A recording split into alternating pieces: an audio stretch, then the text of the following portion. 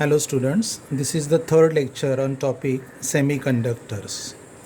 In last lecture we discussed about intrinsic semiconductors यानी semiconductors in extremely pure form. Intrinsic semiconductor किसे कहते हैं?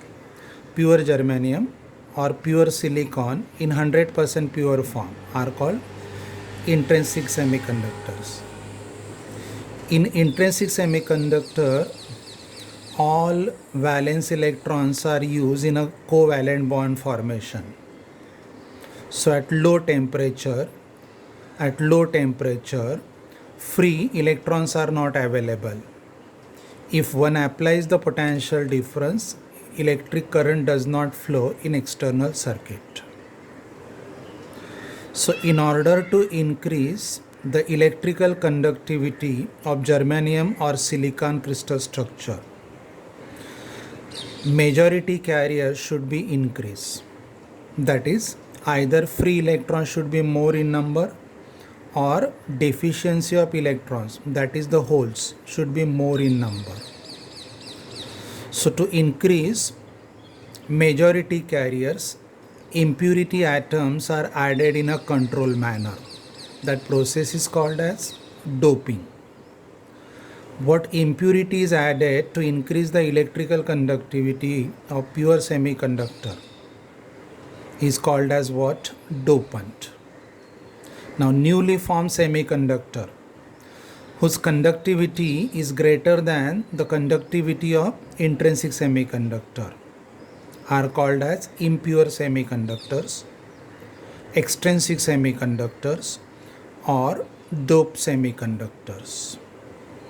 Now, depending upon the type of impurity, extrinsic semiconductors are of two types. जैसे suppose impurity atoms are added in control manner and they are added from fifth group of periodic table. Now, fifth group elements are what? Arsenic, antimony, bismuth and phosphorus. As they are the fifth group elements, how many valence electrons are available? 5. So they are called as pentavalent impurity. Suppose one arsenic atom is added to pure semiconductor. Arsenic atom possesses 4 plus 1, 5 valence electrons. Out of the 5 valence electrons, 4 electrons are used by the arsenic to form the 4 covalent bond with the neighboring germanium atoms. 1 electron remains unpaired. This electron is called as what? Free electron. Okay. Even at low temperature, if potential difference is applied to such a semiconductor, at low temperature, free electrons are available.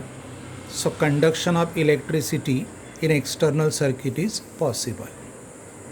Right? Okay. Now this free electron, due to which conduction is possible, is donated by the impurity atom. So it is called as donor impurity. Now in this case, if potential difference is kept applied and temperature is increased, due to covalent bond breaking, number of carriers goes on increasing. But number of free electrons are always greater than the number of deficiencies, that is the holes. So in this type of semiconductor, impurity atoms are added from fifth group. Impurity atoms are called pentavalent impurity. 4 covalent bonds are formed and 1 electron still remains free. This electron is responsible for conduction of electricity. So such a impurity is called as donor impurity.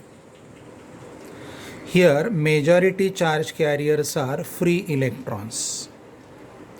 Due to rise in temperature, covalent bonds are broken, so thermally generated minority carriers are what? Holes.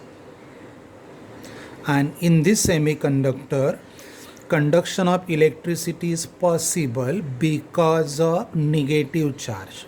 So they are called as N-type semiconductors. Okay, this is all about N-type semiconductor. Now let us discuss the second one. Take pure germanium crystal or take a pure silicon crystal structure. This is intrinsic one.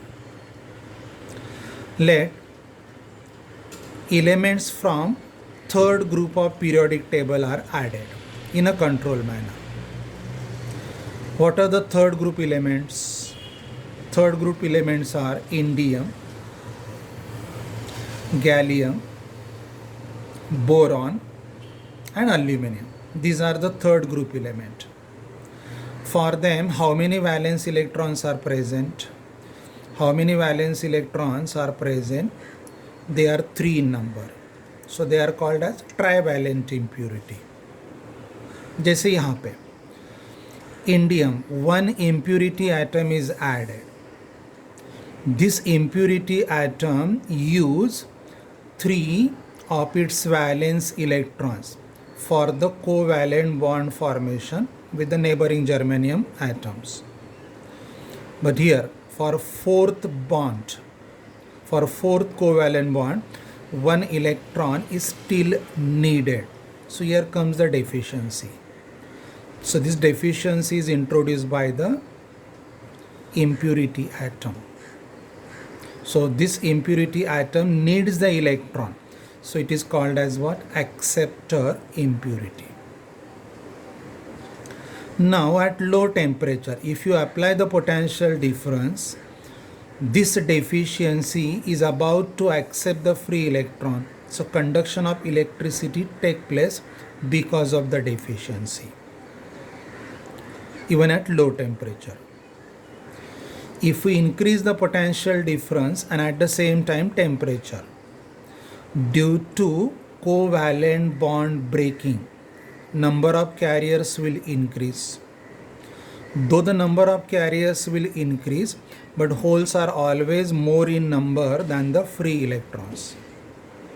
So in this case, majority carriers are electron deficiencies, that is the holes, and minority carriers are thermally generated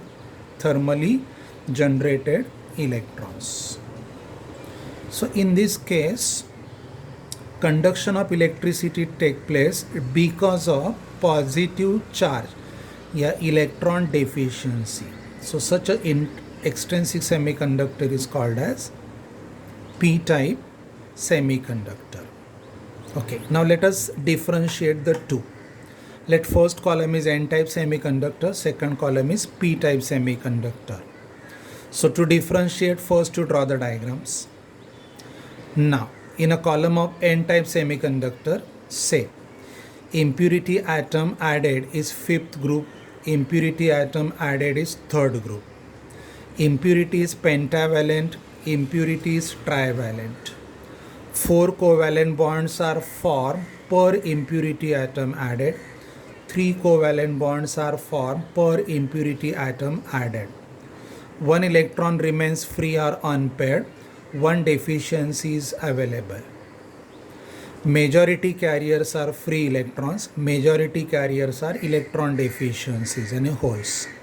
Minority carriers are thermally generated holes. Minority carriers are thermally generated electrons. Here, conduction of electricity is due to negative charge. Conduction of electricity is due to positive charge. This is how you can differentiate extrinsic semiconductors, N-type and P-type. For detailed notes, see the PDF files. Thank you.